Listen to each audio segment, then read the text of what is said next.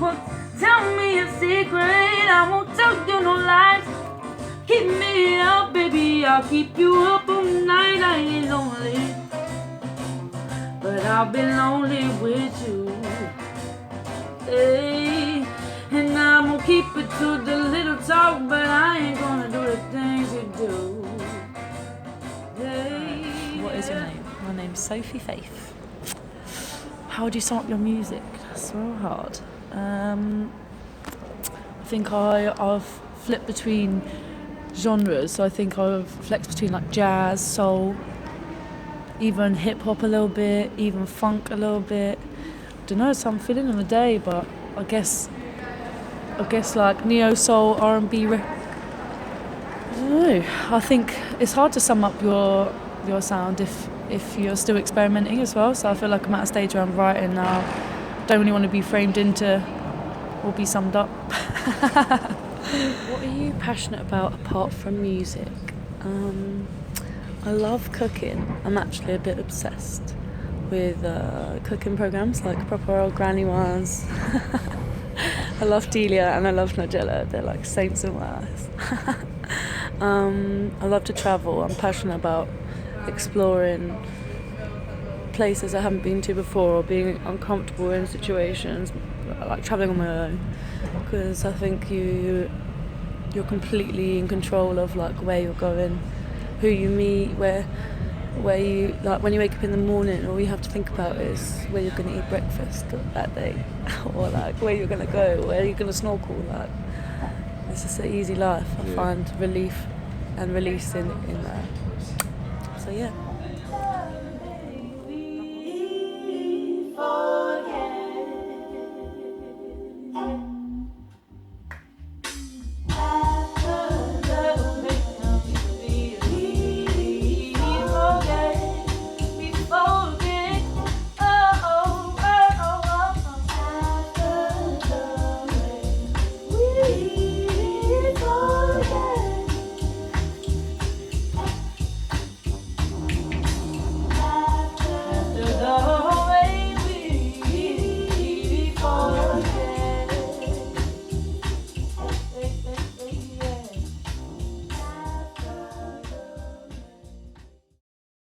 My dad, that's why I love blues, is that he really infiltrated like good guitar. Like my dad could play guitar, I played guitar when I was a kid. We used to play in church together, me and my stepdad together.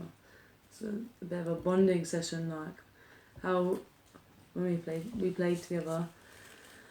But I don't know, I just think like slowly my music taste was not what he liked to play, and Van Morrison and all of that stuff is cool. I think is maybe I appreciate it more now. When I was 14, that wasn't what I wanted to be playing. But that's when I got into Amy Winehouse. Like I got a Frank songbook, you know, Frank the album. Hands down, Frank, and I know a lot of singers say it, and especially my age. But when I was like 12 years old or 13 years old, like really into jazz music, knew I loved singing more so as a like therapeutic thing. Not that I ever wanted to be a singer, but all the jazz books that I'd ever tried to work from were just too complex or too boring or too standard. And then Amy Winehouse brought out Frank and I bought it. That was one of my first albums actually. I remember like really listening to over and over and over again. Definitely sculpted me as a singer. And I think Frank is like, if we were talking about the most prolific album in my life, I think Frank is definitely up there. Also when I was living hostels for a while. And I didn't have no TV or nothing. I didn't have nothing, like, honestly nothing. I remember like some charity gave me some like fucking sofa. And I used to like love it. It was my first time I had my own little place. And I was like, hey, my friends after college like, come round for a cup of tea.